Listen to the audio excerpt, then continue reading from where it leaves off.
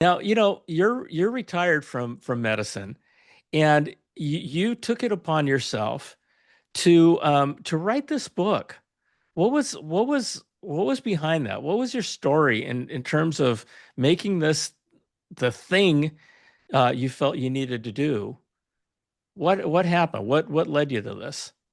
Well, the story itself is what did it. I mean, I've been radiology for 35 years now, 44 years all in when you include college and medical school. So that's a long time of work and sweat and sacrifice, time away from your family.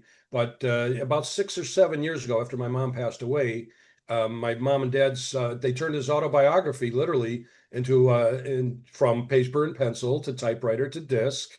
And after my mom passed away in 2016, dad passed away in 1997. A historian friend of mine handed me the disc of my father's story and Oh, said, "Hey, wow. you really need to read this." And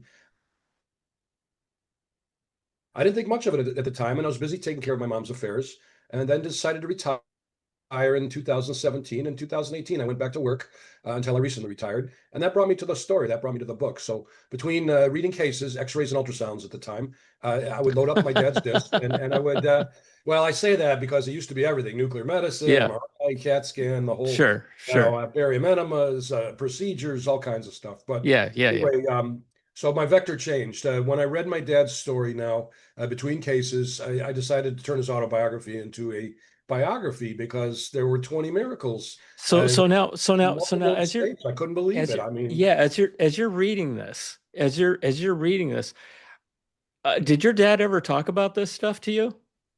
it's a great question. First half of my life, from time to time, mostly in a family argument, telling me how good Americans had it, how good and a spoiled child I was, and yada, Yeah. yada. Mostly probably when he was tired. Dad was an OBGYN, so he had oftentimes after hours baby delivery.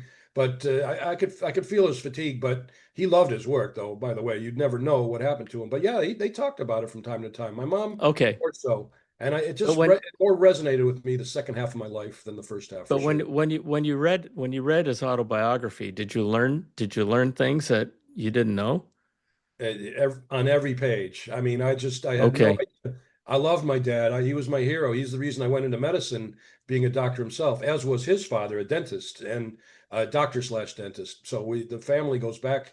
But yeah, no, that once I read that story, I couldn't believe his determination, his resilience, the way he got through it without any signs of PTSD, and wondering how would I do this? How would any of us do this? It would be. It's remarkable how he went through all that and still remain strong.